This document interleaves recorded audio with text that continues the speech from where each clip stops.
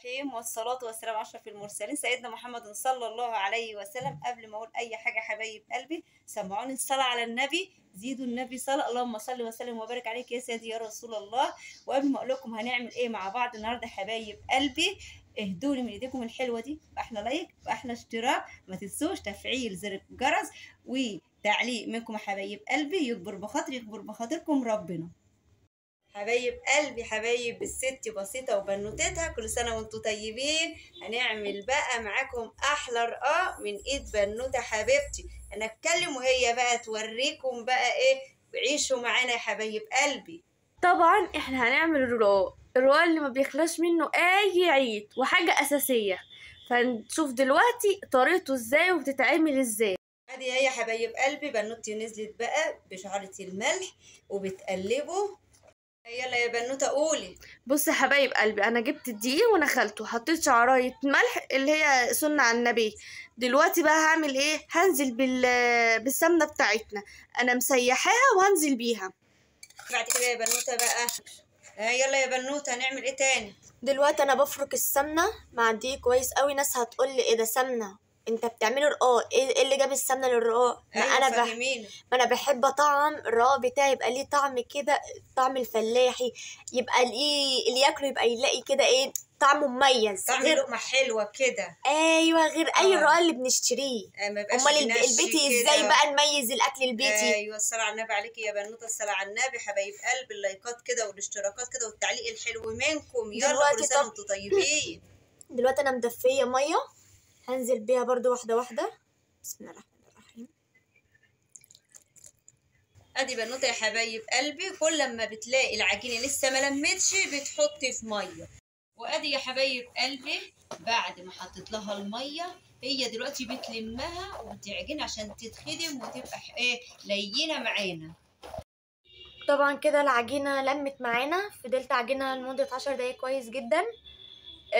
وبعد ما عجنتها لميتها في قلب بعضها كده، ودهنت الطبق من تحت زيت وعلى وشها زيت، وهغطيها دلوقتي بالصينيه دي. وبعد ال10 دقايق هنشوف هنعمل ايه. لا ما شاء الله. بعد ما سيبناه يريح شويه دلوقتي بقى نكوروا الكور الحلوه بتاعتنا، صح يا بنوته؟ طبعا. وعلشان تضمني ان الكور كلها تطلع متساويه، تعالوا اوريكم تقطيعه بنوته على طول معتمداها في اي معجنات عندها. الصلاة على النبي.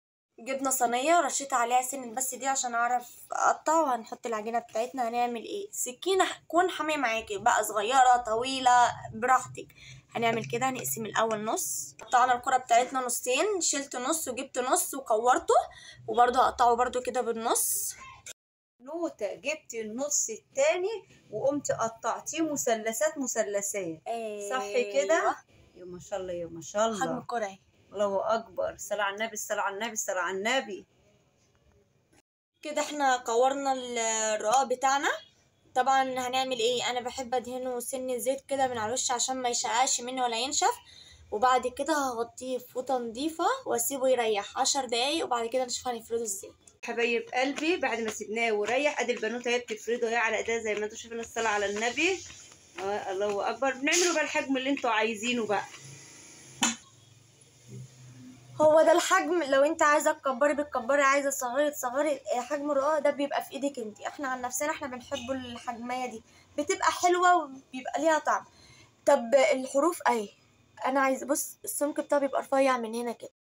وادي بقى يا حبايب قلبي البنوته هي برضو بتفرده اهي بالفراده، يعني ورناهم لكم وهو بتفرده بايديها وادي بالفراده دلوقتي. الصلاه على النبي عليك يا بنوته. يا رقاقنا يا رقاقنا يا رقاق بيتنا يا رقاق بيتنا. الصلاه على النبي.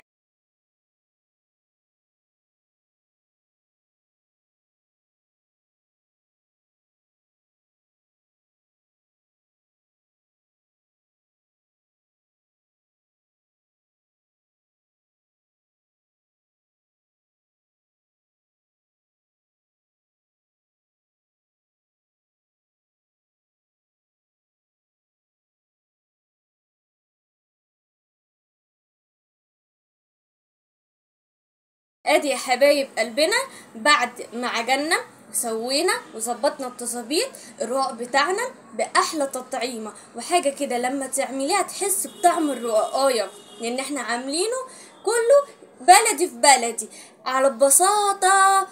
على بساطة في قناة الست بسيطة وبنوتتها زي ما عودناكم. يلا ما تنسوش اللايك، ما تنسوش الاشتراك، ما تنسوش تفعلوا زر الجرس، وهستنى منكم كومنت بعد ما تجربوه وتقولوا ايه رأيكم فيه. ومن هنا الفيديو جاي اقول لكم السلام عليكم ورحمة الله وبركاته.